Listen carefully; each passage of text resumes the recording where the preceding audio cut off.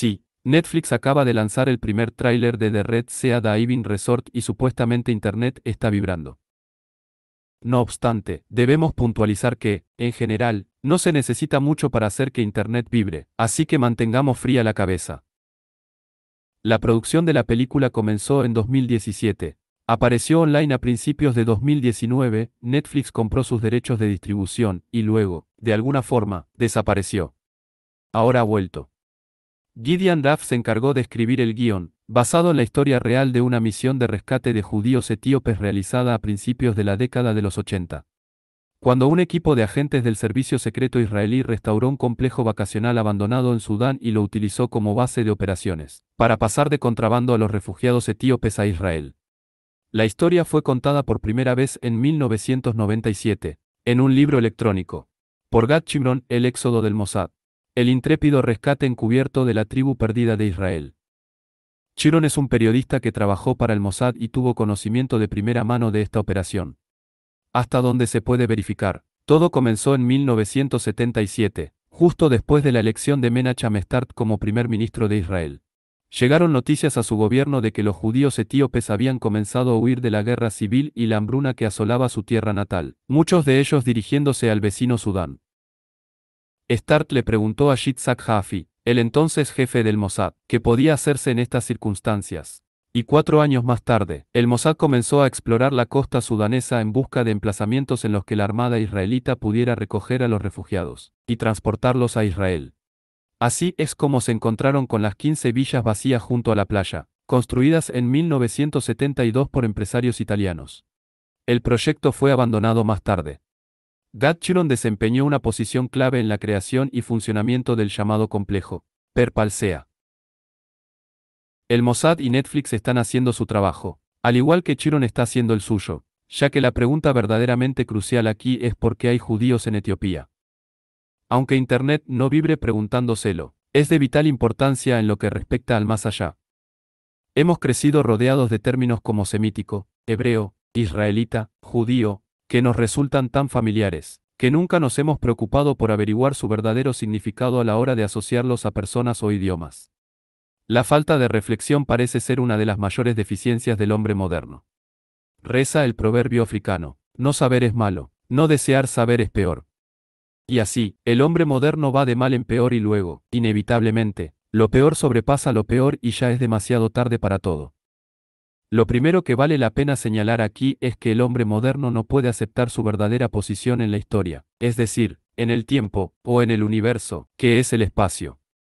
Se ha apropiado de los medios de comunicación y la industria editorial para imponer su método, que él llama científico, como un medio de convencer al contribuyente de que todo se explicará a su debido tiempo, hasta que desarrolla las teorías más infantiles, rectificadas en el siguiente episodio de la telenovela científica.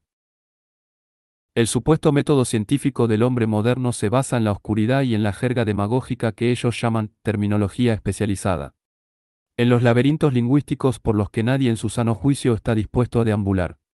De esta manera, el pensamiento se ha convertido en la exclusividad de los actuales sumos sacerdotes científicos, que fácilmente convierten a los poderes electos en su presa. Aprovechan las universidades, los centros e institutos de investigación, las salas de conferencias, tan impresionantes que todos diríamos que son templos. Muy parecidos a aquellos en los que se solía adorar a los babuinos sagrados. Una vez liberados esos mandriles de la veneración que sufrían, evolucionaron hasta convertirse en contribuyentes. Comenzaron a leer cómics y a mirar la televisión diligentemente. Aquí y ahora, no te lo pierdas. No sueñes con fantasías escatológicas. Mira esta pantalla e imagina el futuro, sin límites. Observa cómo gastamos tu dinero, un nuevo artilugio cada semana, un nuevo planeta para tus vacaciones. ¿Estás en el paraíso? ¿Alguna queja? Veamos ahora alguno de estos vocablos. El término semítico fue introducido por primera vez de la pluma de August Ludwig von Schlosser, en 1781. Schlosser lo deriva del bíblico Sem, supuesto hijo de Noé y supuesto antepasado de los israelitas y otros pueblos bíblicos. Sin embargo, la Biblia hebrea habla de los descendientes de Sem sin describirlos como semíticos o semitas. Teniendo en cuenta que Sem fue uno de los 3 hijos del Noé bíblico, se puede afirmar que 1/3 de la humanidad es semita. Hagamos una pausa por un momento y reflexionemos sobre el desastre creado por Schlosser, ayudado e incitado en este engaño lingüístico por miles de los llamados eruditos. Dos cosas son razonablemente ciertas. Las huellas de los orígenes de los hebreos en Mesopotamia, y su supuesta migración desde allí a Palestina por el norte de Siria, se han buscado diligentemente durante más de un siglo, sin que hasta la fecha de hoy se haya encontrado el menor vestigio de sus pasos, a excepción de unas cuantas vasijas. En segundo lugar, nunca se han descubierto rastros incontrovertibles del cautiverio israelita en Egipto, o de su éxodo en ningún periodo de la antigüedad. En otras palabras, no hay señales de ellos en los registros o transmisiones egipcias. En consecuencia, los eruditos bíblicos, dando por sentado la geografía de la Biblia hebrea, todavía discuten sobre el viaje del éxodo desde Egipto a Palestina a través del Sinaí, nunca establecido satisfactoriamente. El mapa 2 en Oxford Companion to the Bible, Oxford University Press 1993, muestra 3 rutas. Ruta probable del Éxodo. Posible ruta del norte y ruta tradicional del Éxodo. Si suponemos que toda la historia israelita /diagonal hebrea tuvo lugar en Palestina y estudiamos los textos bíblicos desde este punto de vista, la mayoría de las preguntas quedan sin respuesta, aparte de innumerables otras que surgen debido a la ambigüedad resultante, la que promueve la erudición bíblica. Cuando la geografía bíblica se traslada de Palestina a Arabia Occidental y Yemen, todo parece encajar sin que haga falta forzar los elementos históricos y geográficos. Incluso los registros egipcios, sirios y mesopotámicos se adecuan perfectamente en este nuevo mecanismo interpretativo. Algo de suma importancia, ya que las personas necesitan coherencia, y si no la encuentran en sus textos religiosos, la buscarán en los ajenos. El hecho incuestionable es que los eruditos bíblicos e historiadores del Antiguo Oriente Medio, judíos en su gran mayoría, han llegado a formar un círculo cerrado que rechaza las intrusiones en los campos de investigación que consideran suyos motu proprio. Han construido un edificio basado en fundamentos que son, en la mayoría de los casos, suposiciones que intentan pasar por hechos, al tiempo que rechazan cualquier reexamen radical del tema. Razones. Los salarios siempre deben estar de acuerdo con la Biblia. En cuanto al idioma de las escrituras judías, se ha dado en llamar, tradicionalmente hebreo, una palabra de origen dudoso y muy discutido, que nunca se usa en la Biblia para denotar ningún idioma. El texto bíblico menciona el idioma de Canaán, el idioma de Judá y el idioma de Asdod, y el contexto indica que esos términos designan dialectos, no idiomas, de la misma manera que hablamos del inglés americano o británico. Por lo tanto, donde quiera que vayamos, encontraremos nombres arbitrarios para designar lugares, idiomas y gentes, lo que nos ha llevado al punto de que tenemos un pueblo llamado judío, que vive en un lugar llamado Israel, habla un idioma llamado hebreo, se queja de antisemitismo, del que se defiende con el concepto de sionismo. Mayor ambigüedad, imposible.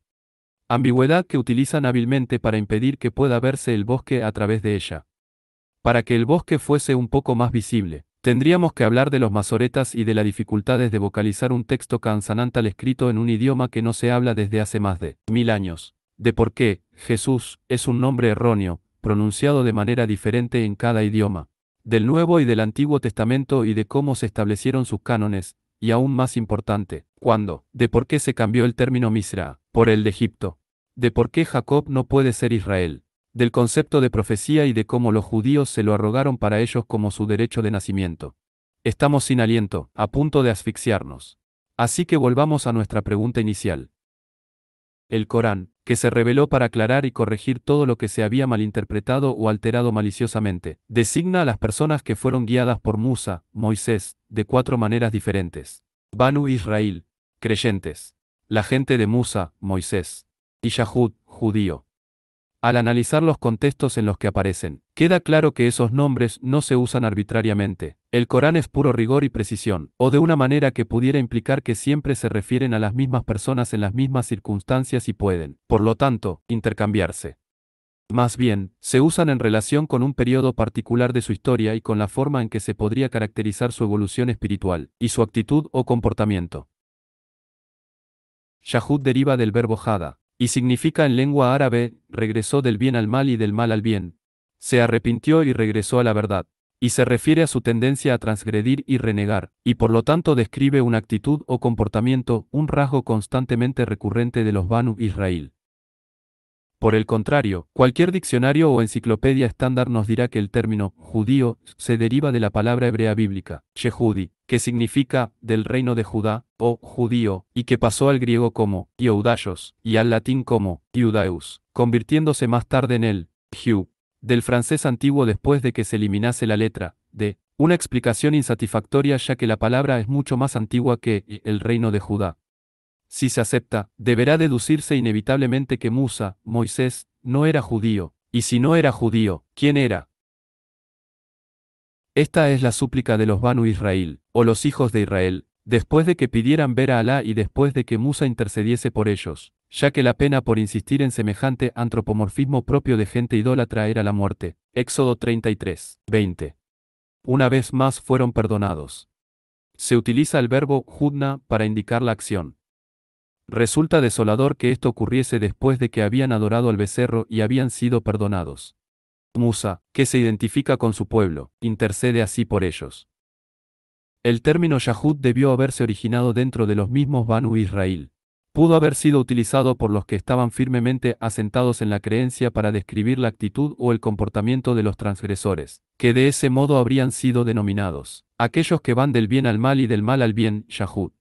La ubicación en la que la historia del profeta Yusef, José y sus hermanos, de su padre Jacob, de Musa, Moisés, y del Éxodo tuvo lugar según la Torá original es Misr, MSR, la misma palabra que encontramos en el Corán. Misr significa un lugar o un asentamiento, un centro urbano provisto de todos los servicios necesarios para acomodar adecuadamente a las numerosas caravanas mercantes, que periódicamente atravesaban la franja costera de Arabia a lo largo del Mar Rojo en su camino a Siria y Egipto. En esta aleya se pone claramente de manifiesto que no se trata de un nombre propio, sino de un nombre común, como ciudad, pueblo o metrópoli. Por lo tanto, se usa en su forma indefinida, un misr. Las antiguas rutas comerciales solían estar salpicadas de pequeños asentamientos donde las caravanas podían abastecerse de agua, y a menudo, de forraje para las monturas. En la mayoría de los casos se trataba de campamentos sin los servicios ofrecidos por un misr. Sin una verdadera organización administrativa, sin una autoridad que proporcionara guardias para garantizar la protección de la mercancía o sin posadas donde los caravaneros puedan descansar, pudo haber existido un misr más sofisticado que el resto, amurallado, con puertas que se cerraban por la noche, lo que facilitaba el control de lo que sucedía dentro. Y es posible que la gente de aquella zona lo denominase el misr, es decir, el centro urbano por excelencia. De la misma manera que después de la emigración del profeta Muhammad, Yatrib pasó a llamarse Al-Madina, la ciudad. Es más que probable que, el Misr, de los Banu Israel fuera uno de los asentamientos descubiertos en Wadi Surdut, marcado con un círculo rojo en el siguiente mapa. Sin embargo, en la Torá griega, llamada Septuaginta, que más tarde sería traducida a todos los idiomas europeos, esta palabra se reemplaza por otra, Egipto, y por lo tanto, la geografía de la llamada Biblia hebrea se mueve más de 3.000 kilómetros al norte. Los Banu Israel, los Yahud, finalmente abandonaron Misr, y liderados por Musa cruzaron la confluencia de los dos mares, entre Yemen y África Oriental, por el paso llamado ahora Bab al-Mandeb. Como se puede apreciar en el siguiente mapa, el Mar Rojo era mucho más estrecho en aquella época. No tenían otra opción, ya que les perseguían Faraón, el gobernante del Misr, y sus hombres armados, con la clara intención de acabar con ellos para siempre, de exterminarlos. Es aquí donde pasaron 40 años, vagando por el desierto. Algunos de ellos se quedaron, y otros regresaron a Misr. Por lo tanto, se establecieron dos comunidades milenarias, judías, una en Yemen y otra en Etiopía, el bíblico Kusi, uno de los países más antiguos del mundo. La civilización cusita comenzó a orillas del Nilo. Sobre la base de las tradiciones de los primeros pobladores y los artefactos encontrados en esta región, podemos concluir que la civilización cusita dio origen a la egipcia. Allí, se autodenominaron Beta Israel, pero también se les conoce como falasa, una palabra amárica para extraño, errante, marginado. Se concentraron en las cercanías de la antigua ciudad fortaleza de Gondar. La gran mayoría de los idiomas que se hablan en Etiopía pertenecen al grupo semítico, como dicen los académicos. Pero de hecho son derivaciones del idioma árabe. Así, Beta Israel, más correctamente Beit Israel, la casa de Israel, ha vivido en Etiopía durante milenios y se resistió a la conversión al cristianismo después de que el poderoso reino de Aksum aceptara esta fe. Luego fueron perseguidos y obligados a retirarse al área alrededor del lago Tana, norte de Etiopía. A pesar de los intentos por parte de los cristianos etíopes de exterminarlos en los siglos XV y XVI, los falasa conservaron en parte su independencia hasta el siglo XVII, cuando el emperador Susenyos los aplastó por completo y confiscó sus tierras. Sus condiciones mejoraron a finales del siglo XIX y XX, momento en el que decenas de miles de falasa vivían en la región al norte del lago Tana. Los hombres de falasa son tradicionalmente herreros, tejedores y granjeros. Las mujeres de falasa son conocidas por su cerámica. Cualquier mapa de la península arábiga nos dirá que Arabia es una única unidad geográfica y étnica. También es una unidad lingüística. Su división moderna en países artificiales y emiratos borró esta unidad, y hace que cualquier conclusión histórica sensata sea imposible de desarrollarse. La dislocación geográfica en la Biblia fortaleció esta dificultad y ocultó el hecho de que los judíos son de hecho árabes, porque aquí es donde se originaron. Si los askenazí piensan que aparecieron por generación espontánea, se equivocan. Pero esta dislocación geográfica tuvo consecuencias aún más graves. Cortó el judaísmo de la corriente principal de la profecía y estableció, finalmente, 3 religiones monoteístas. Cada una de ellas con un dios diferente. En este escenario, el Islam, la nueva religión, como se la llama a menudo, supuestamente estaba destinada a los árabes y se esperaba que cada partido, judíos, cristianos y musulmanes, se regocijara con lo que se les había dado. Mas si hay un solo Dios, como todos sostienen, ¿por qué hay 3 religiones?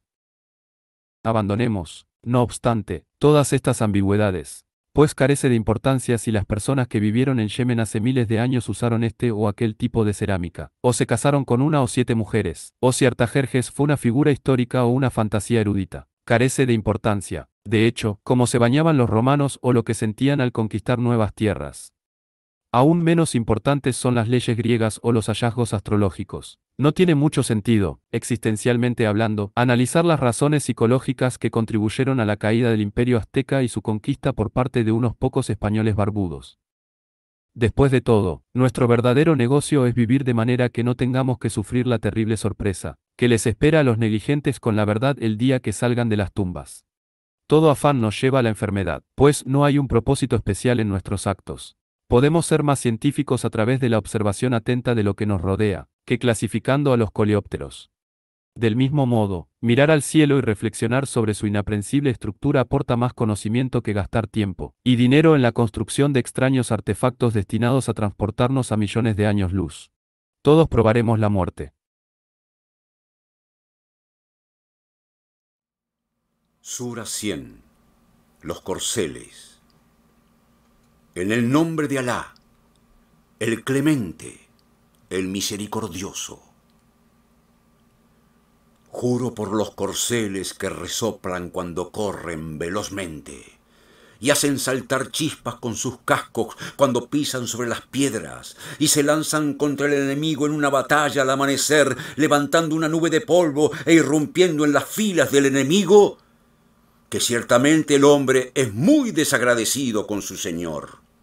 Y él mismo es testigo de ello, y que tiene un gran amor a los bienes materiales. ¿Acaso no sabe que cuando se haga surgir a quienes están en las sepulturas, se evidenciará lo que hay en los corazones? Ciertamente su Señor está bien informado de lo que hace. Dios dijo la verdad.